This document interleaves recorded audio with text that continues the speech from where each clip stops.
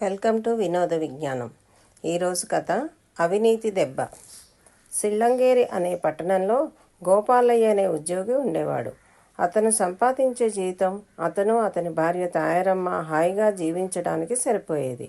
అతని ఇరుగు పొరుగు వారందరూ ధనికులు, పెద్ద మేడల్లో ఉండేవారు. వారి ఆడవారందరూ ఎప్పుడూ పట్టుచీరలే కట్టి వజ్రాల ఆభరణాలు ధరించి దర్జాగా ఉండేవారు. వారిని చూసిన తాయారమ్మ వారిలాగానే పెద్ద మేడలో ఉండి పట్టుచీరలు కట్టి వజ్రాల ఆభరణాలు ధరించాలని కోసాగింది. కానీ గోపాలయ్య ఆదాయంతో అది సాధ్యం కాదు. అందుచేత గొంతెమ్మ కోరికలు వద్దని గోపాలయ్య భార్యకు చెప్పాడు. రాజుగారి ఆస్థానంలో ఉండి ఎంతమంది రెండు చేతులా ఆర్జించడం లేదు. అది చేతగానే మిమ్మల్ని కట్టుకోవటం నా దురదృష్టం. జీవితాంతం అనుభవించాల్సిందే అని తాయారమ్మ రోజూ భర్తను పోరు పెట్టింది. ఆమె పోరు పడలేక గోపాలయ్య అవినీతికి పాల్పడి డబ్బు సంపాదించడం ప్రారంభించి 2 ఏళ్లలో 1,00,000 రూపాయలు కూడబెట్టాడు.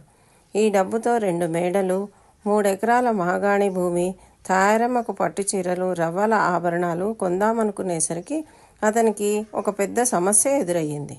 తన గొప్ప సంపన్నుడయ్యాడని తెలిసి ఇంత డబ్బు ఎలా వచ్చిందని రాజు అడిగితే ఏం చెప్పాలి?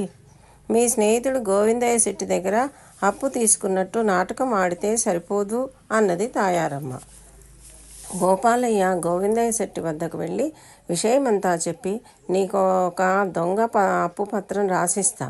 రాజుగారు విచారణ జరిపితే నాకు అప్పు ఇచ్చానని ఆయన గారితో చెప్పు. కొంతకాలం గడిచాక ఆ పత్రం చించి పారేయొచ్చు అన్నాడు. గోవిందయ్య శెట్టి సరేనన్నాడు. గోపాలయ్య తాను అక్రమంగా సంపాదించిన డబ్బుతో మేడలు, పొలము, తన భార్యకు పట్టుచీరలు, వజ్రాల నగలు కొన్నాడు. ఒక మేడలో తాను కాపురం ఉంటూ 2వ మేడను అద్దెకిచ్చాడు. భూమి నుండి ధాన్యం వస్తుంది, పై ఖర్చుకు అద్దె డబ్బు వస్తుంది. మీరు రాజుగారి కొలువు మానేయండి, రాజుగారి బెడద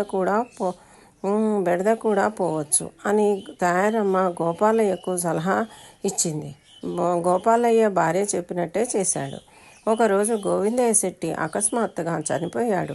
అతడి ఆస్తికి వారసులు ఎవరూ లేని కారణం చేత అది రాజుకే చెందుతుంది.